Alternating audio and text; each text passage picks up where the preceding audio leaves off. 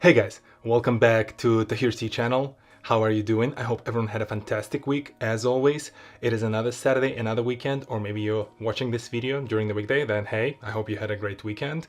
And yeah, we're back here, and in today's video, we're actually gonna do a little bit of an update on one of my prior videos where I initiate this process of saving money towards buying some new camera equipment for this channel by following Gary Vaynerchuk's advice on how to sell some of the junk out of my house. The good news is that I've been selling some stuff. The great news is that I actually sold $2,000 worth of different junk out of my house. Well, some of those things were actually pretty good, but we can probably count them as junk. But anyway, all it means is that I'm 40% through towards my main goal of $5,000, which really feels great, especially because the camera that I'm after cost about as much as I've already sold items for, so I'm already on the active hunt for the first piece of the equipment to upgrade this channel and step up the quality for all of my videos going forward. What I want to focus on for the rest of the video is really sharing my experience, sharing things that I've learned throughout this journey over the last couple of weeks that will hopefully assist you as you are trying to offload some of those things from your closet. Lesson number one is one man's trash is another man's treasure. I want to use the example of the old Sony Vaio laptop that I bought back in 2010.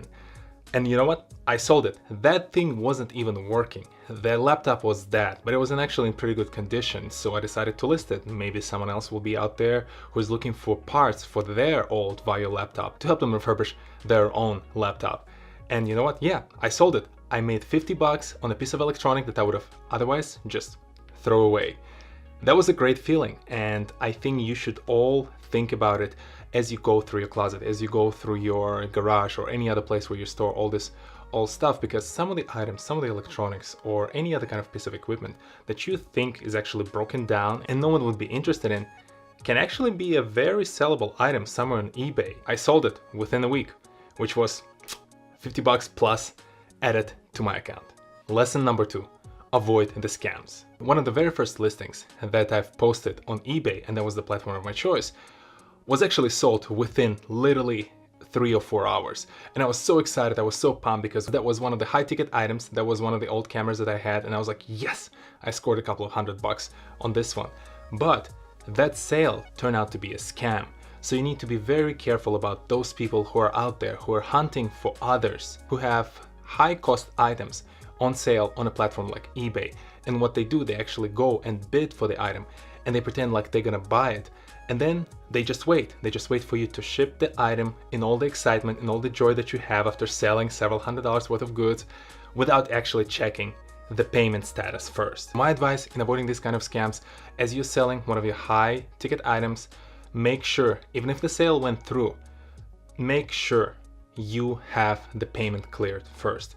Do not even print a shipping label until you actually see the money deposited in your account. And hopefully, if you're using some legitimate platform like eBay, you have the PayPal account associated with that eBay account, so you get the payment straight into your PayPal, so you can actually see the hard money wired to your account, and only then go ahead and ship it. In my case, the scammer who was after my item went at great lengths trying to prove that they're an actual buyer. So not only did they try to communicate with me and ask me about whether I shipped the item, they also went ahead and requested my personal contact information, my cell phone number from eBay. And they texted me during my work hours saying, hey, I'm your buyer from so-and-so lot. Did you ship my item? They are very efficient. They know what they're doing. Beware of the scammers. Beware of who you're selling the item to, and do not print a shipping label and do not ship your item until you actually see the payment cleared.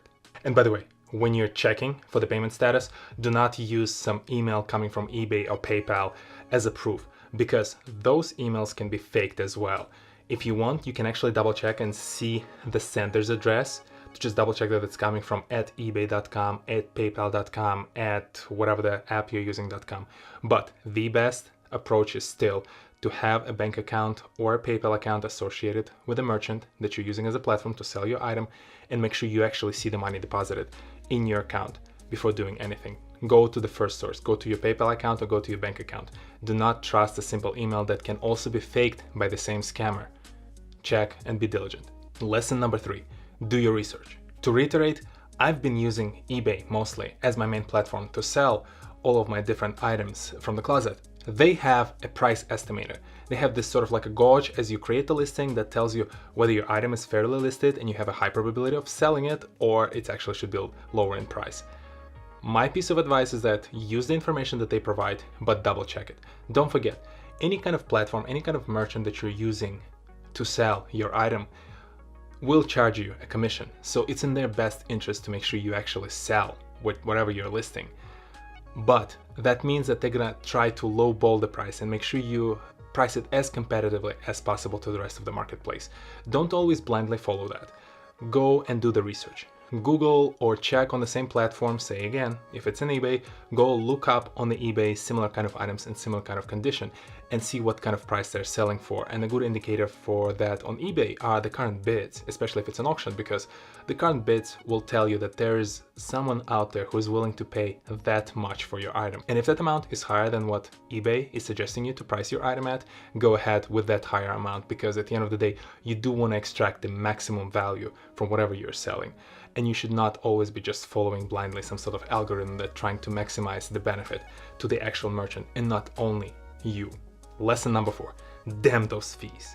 If you're like myself and you're selling those items to achieve a particular goal, like in my case, I'm trying to buy a piece of equipment, I know how much that piece of equipment is priced for, so I know how much I need to make.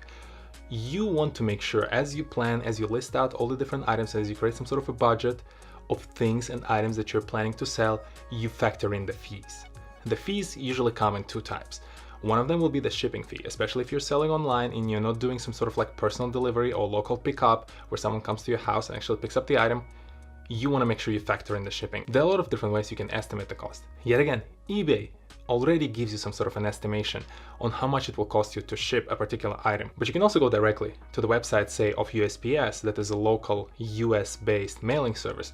And you can go to them and check out how much it would cost you to ship a particular item of particular weight and particular dimension, because you already have the box and everything in house. So you might as well go ahead and measure and do some rough estimation. So take into account those fees, because depending on where you're shipping this item to, it can get very expensive and those shipping fees will eat into your profit. The second type of the fee is the actual commission that the platform that you're using will charge you. All of the apps and websites, including eBay, will charge you some sort of commission for your sale, because that's their business. That's how they make their money, and it's only fair that they're going to charge you something to provide you with a platform and the eyeballs of all those buyers. So again, take into account, example of an eBay, they charge about 10% off of your listed price plus the shipping price. So you want to make sure you reflect that in your calculation, in your estimation. So if you're planning to sell something for $100 and you're planning to charge $10 for shipping, so it's $110, $11 of that will actually go to eBay. To reiterate, the commission from the marketplace and the shipping cost. Both of those items are just the cost of sales, cost of doing business for you, and it is absolutely fine. That's how this economy works, and we're cool with that. And these are the 4 lessons that I wanted to share with you today. I hope they were helpful. I hope as you plan to sell some of your own personal items, you find this advice useful. And at least one of the points that I've raised today will help you gain a little bit more of profit, or just make your experience of selling the items online easier. I'm planning to do at least another update like this, and I also plan to do a couple of actual examples of things that I'm doing as I'm trying to get the money towards my goal. So stay tuned, make sure you check out the future videos. If you've missed my original video, go and check it out, and I'll link it somewhere over here and in the description below. I hope you guys have a fantastic week. If you're new to this channel, go ahead and hit the subscribe button and check out the videos in the backlog. And if you're already a subscriber, thank you very much for coming back. As always, let me know in the comments below what you thought about this video, and I will see you all next Saturday, 10 a.m. Eastern, on this very channel. Hopefully with a little bit more money.